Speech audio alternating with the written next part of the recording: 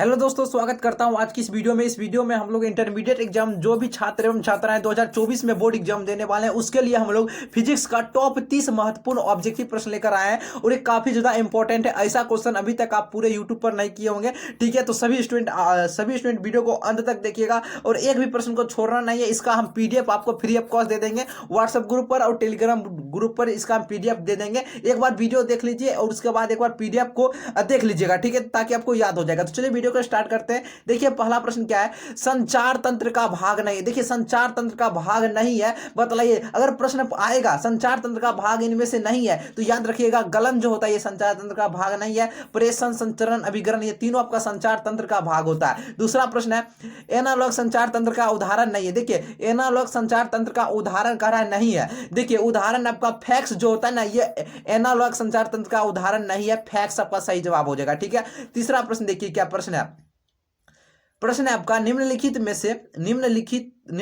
में से आकाशीय संचरण का उदाहरण कौन है? नहीं है। आकाशीय संचरण का उदाहरण नहीं होता है टेलीविजन नेटवर्क। ये आप ऑप्शन को पढ़कर भी आंसर लगा सकते थे। टेलीविजन नेटवर्क पर की आकाशीय संचरण तंत्र का उदाहरण नहीं है। अगला प्रश्न देखिए 4 नंबर प्रश्न क्या कहता है, अंकीय सिग्नल बनाए जाते हैं। ये अंकीय सिग्नल जो बनाए जाते हैं 4 बिट शब्दों या उसके गुणज के अंकीय सिग्नल बनाए जाते हैं 4 बिट शब्दों या उसके गुणज से बनाए जाते हैं। तो सही जवाब ऑप्शन नंबर आपका बी नंबर सही जवाब हो जाएगा, ठीक है। और आपको जितना भी प्रश्न करवा देंगे उससे बाहर परीक्षा में एक भी नहीं प्रश्न पूछेगा, ठीक है ना। आपको सभी प्रश्न याद कर लेना है, उससे बाहर एक भी प्रश्न नहीं पूछा जाएगा।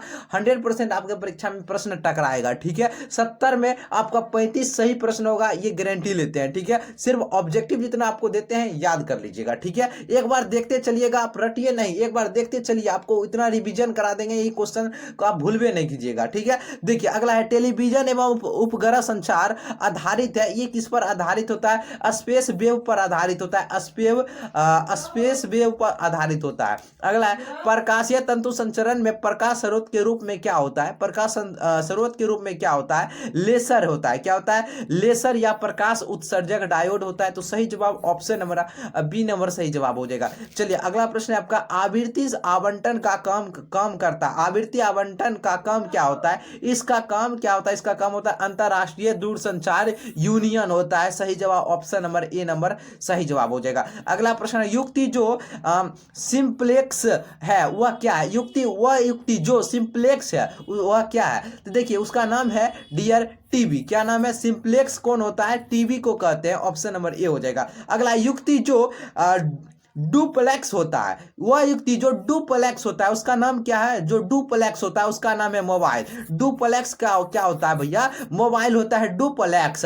और ये आपका टीवी जो होता है सिंप्लेक्स होता है। टीवी क्या होता है? सिंप्लेक्स। मोबाइल होता है डुप्लेक्स, ठीक है। ये क्वेश्चन इस तरह से अभी तक आप नहीं करे होंगे पूरे यूट्यूब पर, क्योंकि ये सभी क्वेश्चन न्यू वर्जन का है, ठीक है ना। अगला देखिए, वैसी युक्ति जिससे एक वर्णी समांतर तथा उच्च कला संबंध प्रकाश पुंज प्राप्त किया जाता है उसे क्या कहा जाता है?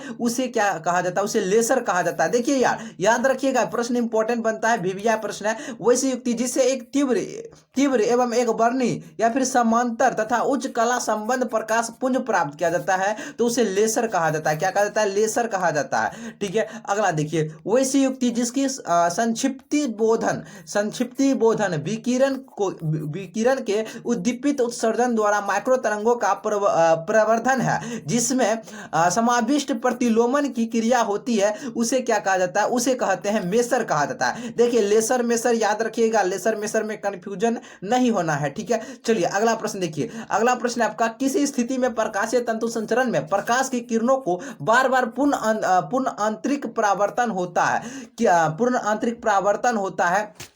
तो ऑप्शन के अकॉर्डिंग आपको बतलाना है। आपतन कोण का जो मान होगा ना, आपतन कोण का मान जो होगा वह क्रांति कोण से बड़ा होगा, तब ऐसी स्थिति होगा, ठीक है। जैसे कि आपको प्रश्न में दिया गया है, किसी स्थिति में प्रकाशिक तंतु संचरण में प्रकाश की किरणों को बार बार पूर्ण आंतरिक परावर्तन तब होता है जब आपतन कोण क्या होता है? आपतन कोण का मान क्रांति कोण से बड़ा होता है, ठीक है ना। चलिए अगला देखिए क्या है, एक टेरा, इसको टी को कहिएगा टेरा, ठीक है ना। जैसे एम को मेगा पढ़ते हैं उसी तरह टी को टेरा Hz मतलब हर्ट्ज, जिसका मात्रा का आवृत्ति होता है 1 टेरा हर्ट्ज से 1000 टेरा हर्ट्ज की आवृत्ति में संचार संभव होता है। संचार संभव होता है, ये प्रकाशीय तंतु में संचार संभव होता है 1 टेरा हर्ट्ज से 1000 टेरा हर्ट्ज के बीच में, ठीक है ना। प्रकाशीय तंतु संचार ये संभव होता है। अगला देखिए, डिजिटल संकेत में संभव होता है। डिजिटल संकेत में संभव क्या होता है, 0 तथा 1 होता है। देखिए डिजिटल संकेत में संभव क्या होता है,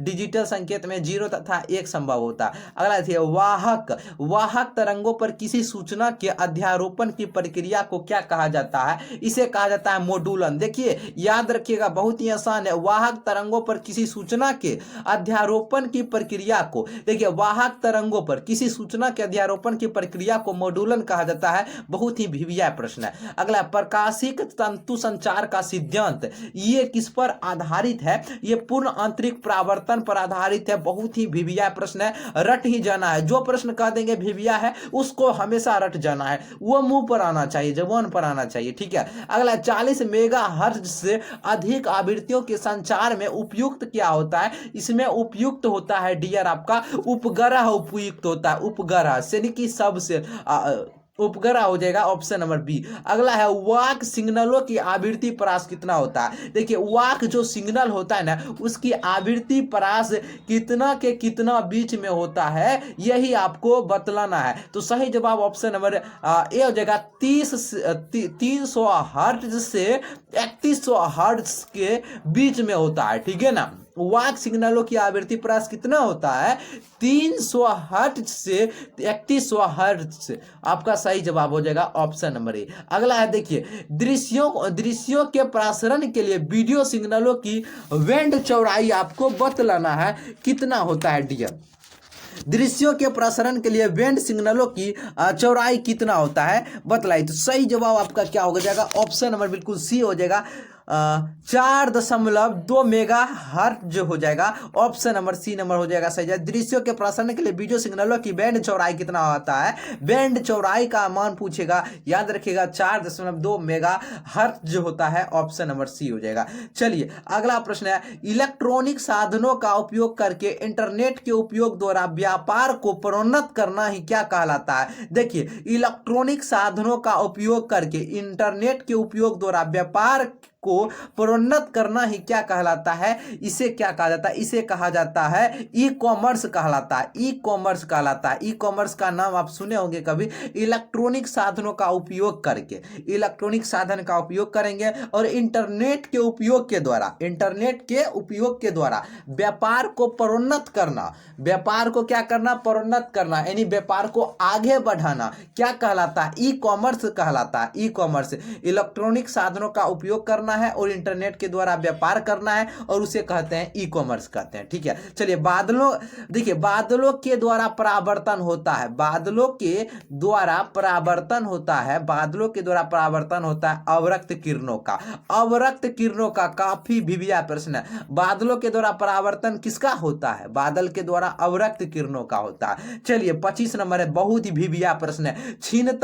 छीनता या फिर तनुकरण, छीनता को ही क्या कहते हैं, तनुकरण कहते हैं, जिसे इंग्लिश में क्या कहते हैं, एटुनुएशन कहते हैं, एटेनुएशन कहते हैं इंग्लिश में। को मापने के लिए निम्नलिखित में से कौन मात्रक सही होता है। देखिए क्षीणता को या फिर तनुकरण को मापते हैं डेसिबल के द्वारा, डेसिबल के द्वारा। और यह प्रश्न 2021 में पूछा गया है, रट लीजिएगा क्योंकि बिहार बोर्ड जो है ना रिपीटेड क्वेश्चन बार बार पूछता है, इस बात को याद रखिएगा, ठीक है। तो इसको रट ही जाना है। क्षीणता को मापते हैं डेसिबल के द्वारा या फिर आपका तनुकरण पूछे डेसिबल के द्वारा। अगला आपका 100 मीटर लंबा एंटेना है, 500 मीटर ऊंची इमारत पर लगा है। यह संयोजन लैम्डा तरंगदैर्घ्य की तरंगों के लिए एक संचरण टावर पर बन जाएगा, जहां लैम्डा कितना होना चाहिए, जहां पर लैम्डा का मान क्या होना चाहिए बतलाइए। तो वहां पर जो डियर लैम्डा का मान हो जाएगा, लैम्डा का मान हो जाएगा आपका 400 मीटर हो जाएगा। कितना हो जाएगा, 400 मीटर हो जाएगा वहां पर लैम्डा का मान, ठीक है ना। 400 मीटर क्या हो जाएगा, लैम्डा का मान।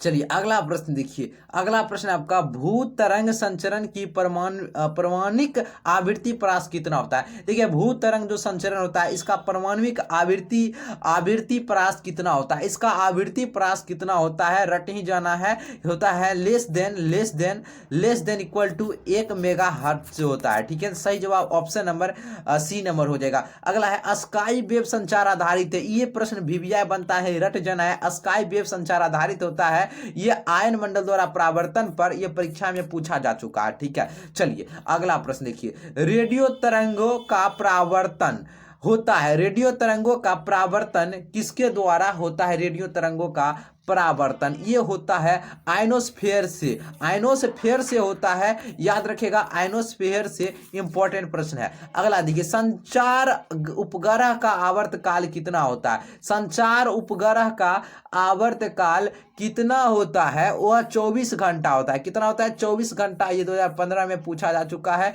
याद रखिएगा, इंपॉर्टेंट क्वेश्चन है, वीवीआई बनता है, रट लीजिएगा। ठीक है, चलिए अगला है दूर संचार के लिए उपयुक्त विकिरण क्या होता है। दूर संचार के लिए उपयुक्त विकिरण क्या होता है। उपयुक्त विकिरण होता है माइक्रो तरंगे। क्या होता है, माइक्रो तरंगे होता है। माइक्रो तरंगे, माइक्रोवेव उत्पन्न होती है। ये माइक्रोवेव जो है ना, ये उत्पन्न होती है मैग्नेट्रॉन या फिर आपका क्लिस्ट्रॉन से होता है। माइक्रोवेव उत्पन्न कैसे होता है, मैग्नेट्रॉन या क्लिस्ट्रॉन से उत्पन्न होता है। जीपीएस संक्षिप्त रूप होता है। जीपीएस का फुल फॉर्म क्या होता है, बतलाना है।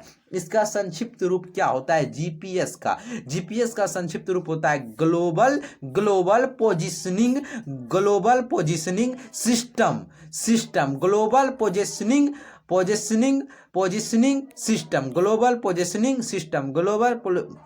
Positioning system. ठीक है ना। डब्ल्यू का पूरा नाम क्या होता है, वर्ल्ड। देखिए डब्ल्यू का पूरा नाम क्या होता है, डब्ल्यू का पूरा नाम होता है वर्ल्ड वाइड वेब। याद रखिएगा, वर्ल्ड वाइड वेब होता है डब्ल्यू का पूरा नाम। रट जाइए सभी प्रश्न को। ठीक है, देखिए क्वेश्चन सजाने में 40-45 ये सब हो, इस पर घबराइए नहीं, जो क्वेश्चन मिलता है उसको देखिए। ठीक है, प्रश्न पर नहीं जाइए। इसका पीडीएफ डाल देते हैं। अगर आपको अच्छा लगा है तो आपसे रिक्वेस्ट है लाइक कर दीजिएगा। इस चैनल पर जो भी स्टूडेंट पहली बार है तो चैनल को सब्सक्राइब कर लीजिए, जहां पर सब्सक्राइब लिखा हुआ है यूट्यूब, जहां NKK ऑफिशियल और उसके बाद सब्सक्राइब लिखा है, सब्सक्राइब जरूर कर लीजिएगा। आज के लिए इतना ही, फिर मिलते हैं हम लोग जल्दी एक नई वीडियो के साथ। आज के लिए इतना ही, धन्यवाद।